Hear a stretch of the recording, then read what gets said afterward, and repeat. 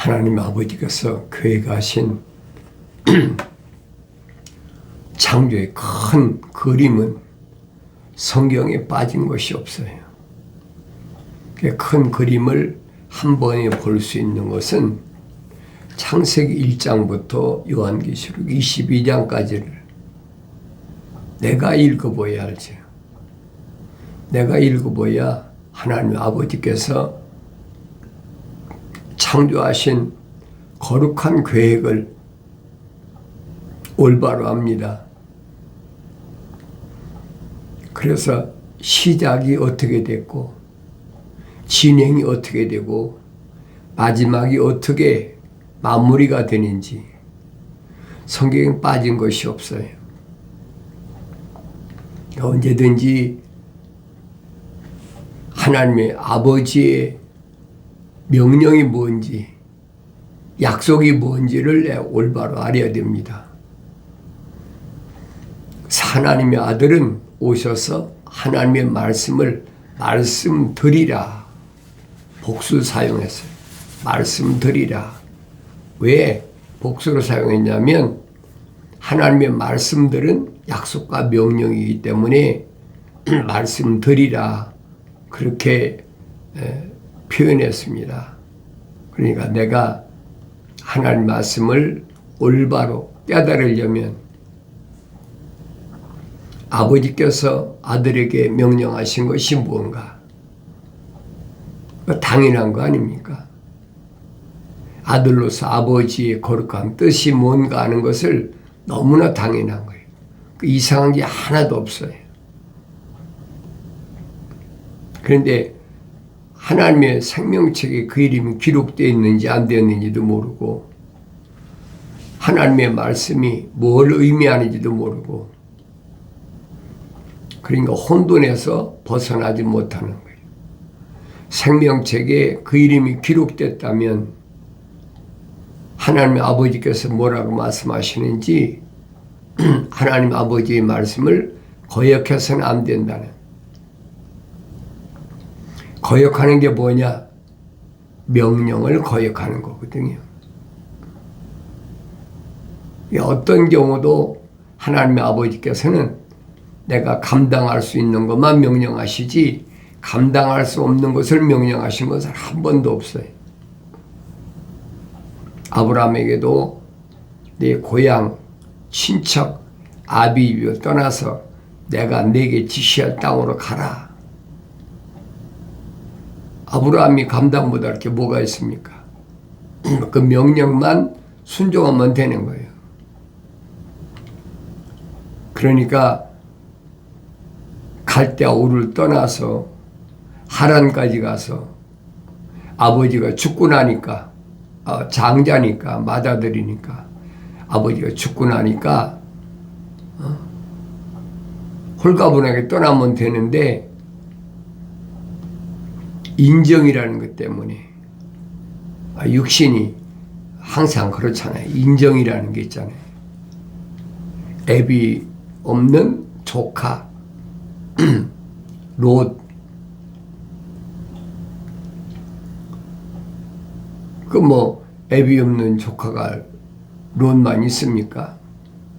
딸도 있잖아요. 딸도 하란이 3남매를 낳는데 그러니까 남자는 롯은 아브라함이 책임지고 딸 둘은 아브라함 동생 라울이 아내로 삼았잖아요.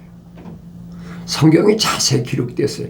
내가 또 읽고 또 읽어보면 아브라함으로서는 인정이 그렇잖아요. 조카 롯을 떼놓고 갈 수가 없다. 이게 동의한 것이 그것이 하나님 명령을 거역한 거예요. 그 율법도 마찬가지예요. 계명도 마찬가지예요. 계명 10가지 계명을 하나님께서 명령하셨는데 그중 한 가지를 거역했다. 그러면 9가지는 지켰잖아요. 그런데 사도를 통해서 뭐라고 말씀하신 거 아니? 한 가지에 거역하면 10가지가 다 무효가 된다는 거예요. 한 가지 범하나 두 가지 범하나 마찬가지라는 거예요. 징계를 받는 건 마찬가지라는 거예요. 그게 얼마나 철두철미해야 되느냐 하는 것을 성경은 설명해 주고 있잖아요. 내가 성경을 읽어봐야지. 출애굽기나 레위기나 민수기나 내가 안 읽고요 어떻게 합니까? 하나님의 성전을 칠 때에 성경 읽어보세요. 계명을 받기까지 그 다음에 모세가 받은 성막을 지키기까지 하루아침에 친 게 아니에요. 거의 한 2년 걸려서 완공시켜 성막 하나 짓는데 한 2년 걸렸어요. 왜냐? 그때는 사막에서 뭐가 있습니까? 아무것도 없잖아요.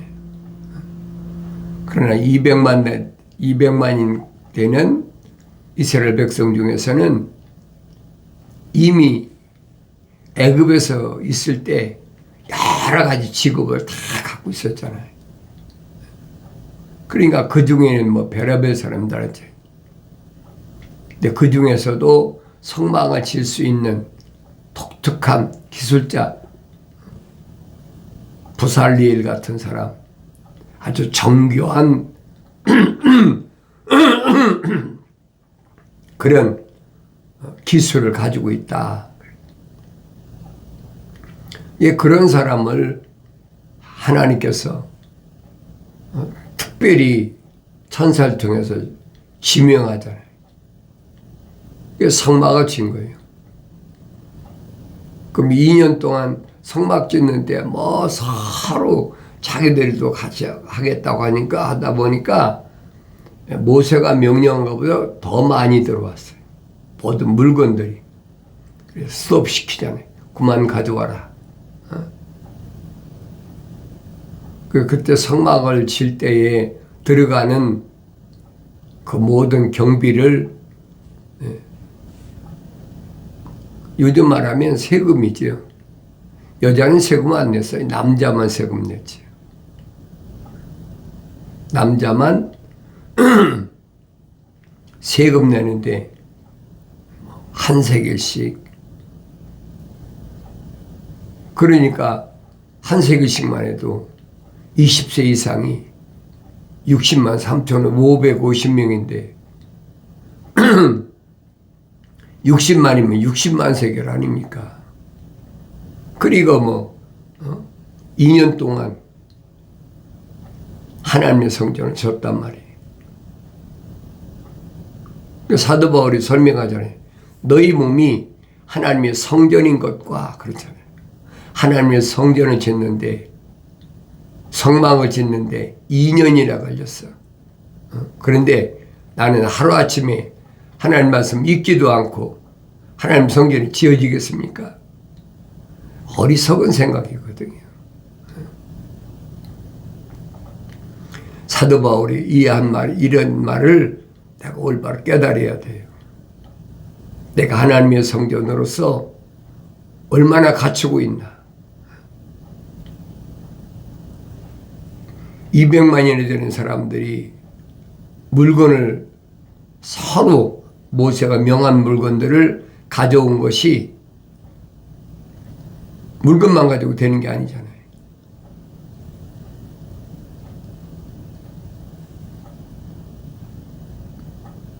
그러니까 내 나라는 하나님의 성전이 지어질 때 하루아침에 지어지는 게 아니에요. 하나님의 아들도 선택한 제자들, 사도들을 3년 동안이나 왜 훈련시켰나? 그런 말씀을 내가 읽으면 알아야 되죠. 하루아침이 되는 것이 아니에요. 사도 바울도 하루아침에 사도 바울이 된 게 아니에요. 우린 말로는 이론이야 쉽지요. 부활하신 예수님이 사울아 사울아 불러서 그래서 사도 바울이 사명을 받았다. 이론이야 간단해져요. 그러나 성경을 자세히 읽어보세요. 사도행전과 바울 서신 읽어보시라고. 하루아침에 사도 바울이 됐나? 될 수가 없어요. 날마다 하나님의 성전을 짓는 사람들이 날마다 쉬지 않고 2년 동안을 하나님 말씀을 성전을 지키기 위해서 자기 멋대로 줬습니까? 아니잖아요. 모세가 중보자께서 천사를 통해서 제정하신 그대로 규격, 어디는 어떻게 그 규격이 정확하게 있어야 돼. 제사장이 입는 옷도 마찬가지잖아요. 제사장은 항상 맨몸에다가 뭘 입어야 되느냐? 제사장 의복은 허리서부터 허벅지까지 베옷을 입어라. 베옷을 입어라. 요즘 말하면 삼베옷이란 말이에요. 그러면 광야에서도 삼베옷이 있었다는 거 아닙니까? 없는데 어떻게 베옷을 입힙니까? 그리고 그 위에다가 천사가 제정한 예봇을 입어야 된단 말이에요. 그게 무슨 말인가를 내가 올바로 깨달으려면 성령 받기 전에 깨달을 수가 없어요. 그 마지막 때도 두 증인도 마찬가지예요. 굵은 베옷을 입었다. 베옷이란 말은 우리 한국 사람 같으면 그러잖아요. 뭐 다른 나라 사람 같으면 유럽 사람 같으면 베옷 같은 거 입습니까? 안 입지요. 한국 사람들은 베옷을 언제 입어요? 부모가 돌아가셨을 때 옛날엔 굵은 제복이라고 그랬잖아요. 삼배로 전부 입고 머리에다 삼배 수건을 쓰고 3년상을 난다. 자기가 죄인이라는 죄인이라는 것을 3년 동안이나 그러면 우리 어렸을 때만 해도 그 당연한 것으로 생각했어요. 요즘 그런 사람들이 얼마나 있어요. 여기다 조그맣게 삼배를 해서 찍어 붙이고 아니면 완장 자극을 하지. 그 옛날에는 어림도 없거든요. 직계 가족, 아들만이 손자 삼배옷을 입었다고요. 나머지 사람들은 삼배옷 안 입어요. 그러니까 다른 나라 사람 모르지만은 우리는 한국 사람이잖아요. 그러면 한국말로 된 걸 내가 알아들어야 될 거 아니에요. 그러니까 이 두 증인이 삼배옷을 입었다. 굵은 베옷을 입었다는 말은 회개하라고 외치는 거예요. 다른 얘기하는 게 아니에요. 회개하라. 돌이켜라. 근데 이미 선지자들 통해서 다 선포된 말씀이잖아요. 너희들이 돌이키려면 나에게로 돌이키라. 하나님께서 나에게로 돌이키라는데 하늘 아래에서 돌이키면 어디가 있습니까? 하늘 위에 하나님 보좌를 바라보야 될 거 아니에요. 돌이키려거든 나한테 돌이켜라. 그런데도 하나님이 어디 계신지 아버지가 계신지 몰라. 그러니까 하늘 아래서 철학적으로 하늘 아래서 뺑뺑 도는 거예요. 동선사방에서. 그건 기독교 아니에요, 여러분. 하나님의 아들은 아주 직설적으로 말씀하시잖아요. 이런 때는 머리를 들어라. 하나님 바라보라는 얘기예요. 하나님 바라보면 해결되는 거예요. 누구만. 생명책에 그 이름이 기록된 사람. 그 생명책에 이름이 기록이 안 된 사람은 해당이 안 되죠. 그 안에 하나님의 거룩한 생명호흡이 들어간 사람만 해당되는 거예요. 근데 그런 사람이 얼마나 됩니까? 아주 극소수예요. 얼마나 극소수인가 하는 것은 출애굽의 과정에서 보여주고 있잖아요. 남자만 60만이 넘는데 여호수아 갈렙 두 사람밖에 없다. 근데 항상 말씀드리죠. 여호수아 갈렙은 수천 년 전에 광야를 통과한 사람 끝나버리면 나하고는 아무 상관도 없어요. 여호수아 갈렙이 내가 되어야 된다는 거예요. 내가 요단강을 건너가야 돼. 아무나 건너갑니까? 못 건너가죠. 홍해바다는 뭐 200만이 다 통과했잖아요. 그러니까 홍해바다를 통과한 것을 사도 바울은 침례받았다. 그렇게 표현하잖아요. 침례받았다. 침례받았다고 해결되는 것이 아니에요. 결론은 요단강 건너가야 되는데 요단강은 뭘 의미하고 있냐? 성령 받아야 된다는 거예요. 성령 받아야 완성된다는 거예요. 야곱이 이스라엘 된 것은 요단강에서 천사와 씨름해서 이겼기 때문에 그때 이스라엘이라는 이름을 받았잖아요. 이스라엘이라는 유대인 민족이 이스라엘 민족이 아니에요. 이 이름이야 얼마든지 이론적이 하죠. 그러나 성경적인 이스라엘은 사도 바울이 설명하잖아요. 이스라엘의 몸에 난 자가 다 이스라엘이 아니다. 이런 말씀들을 내가 올바로 깨달아야 된다. 그 성령 받기는 깨달을 수가 없어요. 그 성령 받는 방법은 성경적인 방법은 한 가지밖에 없어요. 어떤 방법이냐? 책망을 들으라. 나의 책망을 듣고 돌이키라. 내 영을 부어서 내 말들을 알게 하겠다. 약속이잖아요. 그러면 하나님의 말씀은 올바로 깨닫는 거예요. 어느 때 읽더라도 어느 곳에서 읽더라도 깨닫는 거예요. 그렇지 않으면 깨달을 수가 없어요. 깨달을 수 없으면 안 읽은 거나 마찬가지죠. 안 들은 거나 마찬가지죠. 얼마나 계명이 중요한가? 율법이 얼마나 중요한가? 율법이 없으면요, 내가 죄인인 걸 몰라요.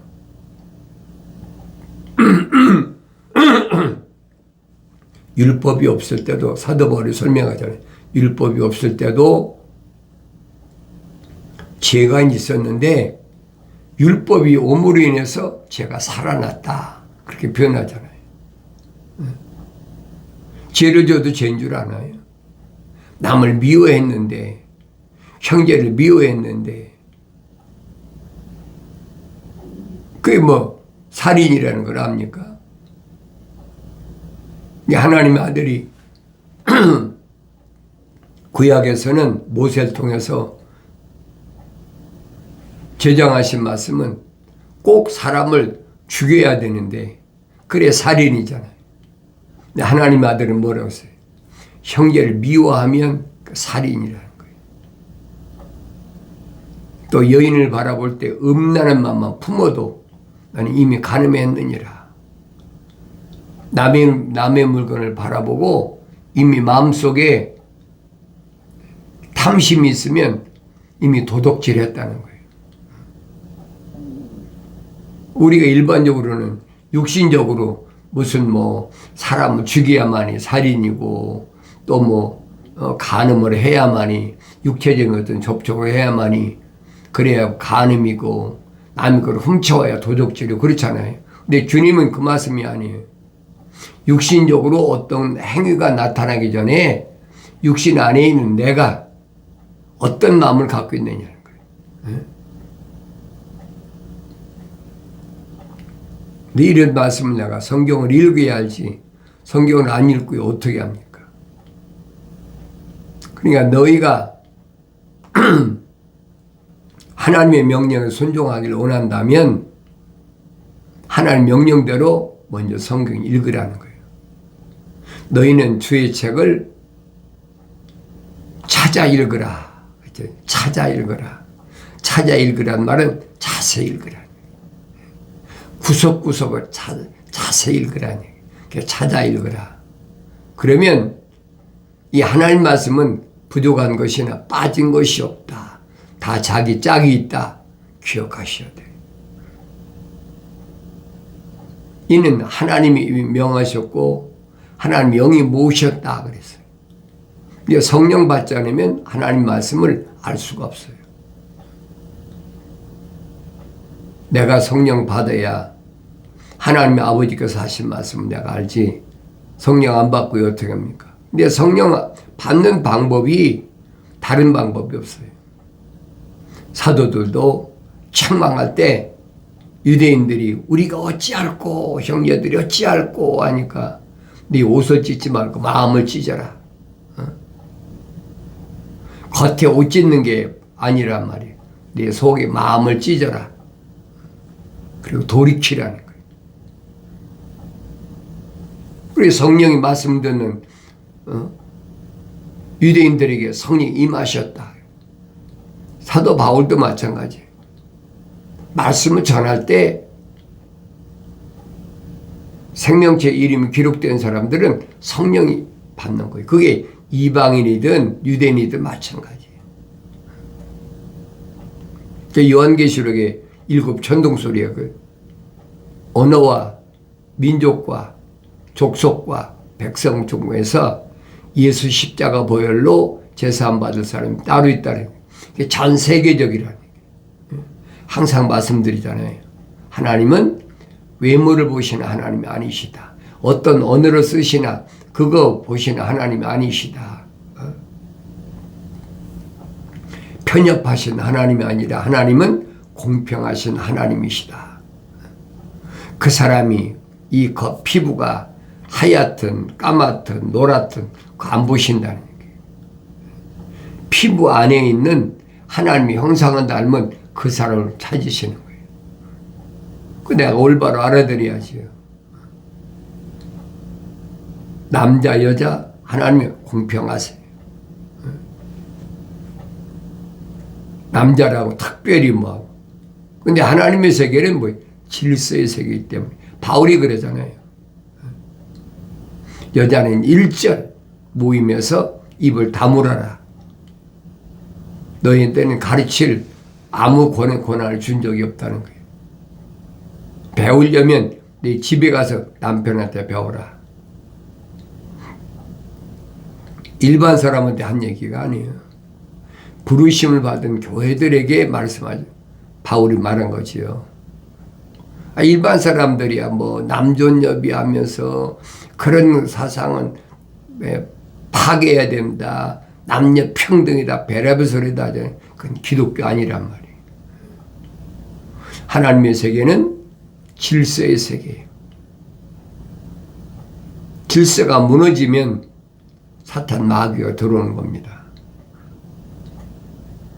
예, 아브라함을 항상 기억하세요. 하나님께서 모세에게 나는 아브라함의 하나님, 이삭의 하나님, 야곱의 하나님이다. 아브라함은 어떤 사람이었나? 이삭은 어떤 사람이었나? 야곱은 어떤 사람이었나? 올바로 알면 성경이 보이는 거예요. 늘 말씀드리잖아요. 창세기 1장, 2장, 3장을 내가 성령 받고 읽으면 보이니까. 출애굽한 이스라엘 백성들이 왜 출애굽을 해야 됐는지 자기들이 출애굽하고 싶어 한 게 아니잖아요. 하나님께서 이미 아브라함에게 약속하신 거예요. 약속이 이행된 것이 출애굽이에요. 출애굽했다고 그 사람들이 하나님 섬겼습니까? 안 섬기잖아요.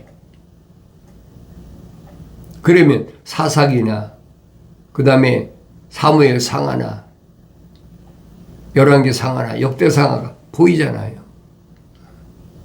어려운 게 하나도 없어요. 어느 시대든 하나님이 생명의 책에 이름이 기록된 사람과 하나님의 생명이 들어온 사람과 그렇지 않은 사람과 딱 분리가 되는 거예요. 원래 그걸 거룩이라고 여러분이 말씀드리잖아요. 하나님의 속성 나눠졌다는 얘기예요. 창조야 하나님이다. 창조하셨죠. 그러나 사람은 어떻게 지으셨느냐? 하나님의 생명 호흡이 들어가서 어디다가 흙으로 틀을 만드시고 거기다 생명을 불어넣으셨단 말이에요. 콧구멍에다가. 그런데 그건 첫사람 아담이지 그 위에 사람은 아니잖아요. 그 첫사람 아담이 어떻게 하나님 동산에서 쫓겨났는지, 왜 영생하지 못했는지, 원인이 뭔지, 뭐가 문제였는지 성경이 감춘 게 없잖아요. 밝혀주시잖아요. 하나님께서 아담을 하나님 동산에서 쫓아내실 때 뭐라고 합니까? 내가 창조주 하나님 아버지의 음성에 경청하지 않고 명령에 경청하지 않았다는 거지. 피조물의 말이 경청이기 때문에 나는 하나님 동산에서 영생할 기회를 잃어버렸어. 죽음이라는 거예요. 죽음의 경고를 무시해버린 거예요. 지금도 마찬가지예요. 일반 과학에서는 육신이 생명이 끝나는 것이, 숨이 멈추는 것이 죽음이라고 그러잖아요. 그건 육신적인 걸 얘기하는 거예요. 진짜 죽음은 둘째 사망이 있는 겁니다. 첫째야 이건 뭐 모든 동식물이 다 마찬가지잖아요. 한번 세상에 나왔으면 자연으로 돌아가는 거지. 그거 모르는 사람이 어디 있어요? 그런데 그걸 가지고 벌벌벌 떨면서 아이고 죽으면 어떡할까? 그런다고 안 죽습니까? 안 죽은 사람이 어디 있어요?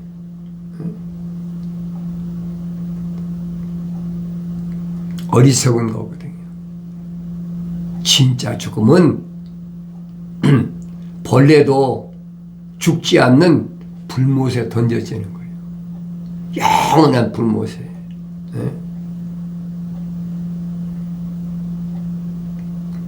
이런 말씀을 내가 성령 받고 읽어야 정신이 뻗쩍 나지. 그래서 항상 여러분에게 내가 말씀드린 거예요. 성경은 아무나 읽는 게 아니다. 읽는 척이 하겠죠. 또 읽으란다고 그러니까, 그 읽어야 뭐 돈이 생긴다고 그러니까, 또 그 읽어야 출세한다고 그러니까, 있겠죠. 그러나, 영생이 거기 있음을 알아야 되죠. 그런 사람은 누가 읽으란다고 읽는 게 아니에요. 자발적으로 읽는 거지. 왜? 그 길이 영원한 생명의 길이니까. 그래서 이 땅에서 완성되어야 된다. 사도 바울이 설명하잖아요. 우리가 다 같이 아담처럼 혼적인 몸을 입었다면 마지막 아담이 영적인 몸을 입으신 것처럼 영적인 몸을 입어야 된다. 이 껍데기 흙을 얘기하는 것이 아니에요. 이 틀 안에 있는 하나님의 형상 닮은 내가 영적인 몸을 입어야 된다 하는 사실을 기억하시고, 하나님 말씀 읽을 때마다 올바로 깨닫기 위해서는 책망으로 들렸을 때 빨리 돌이키라. 생각과 마음과 삶의 가치관을 하늘 아래서 하늘 위에로 내 아버지 보좌 있는 곳으로 바꾸라는, 머리를 들라. 그럼 약속하신 성령 받아서 하나님 말씀 올바로 깨닫는 은혜가 있어지는 줄로 믿습니다.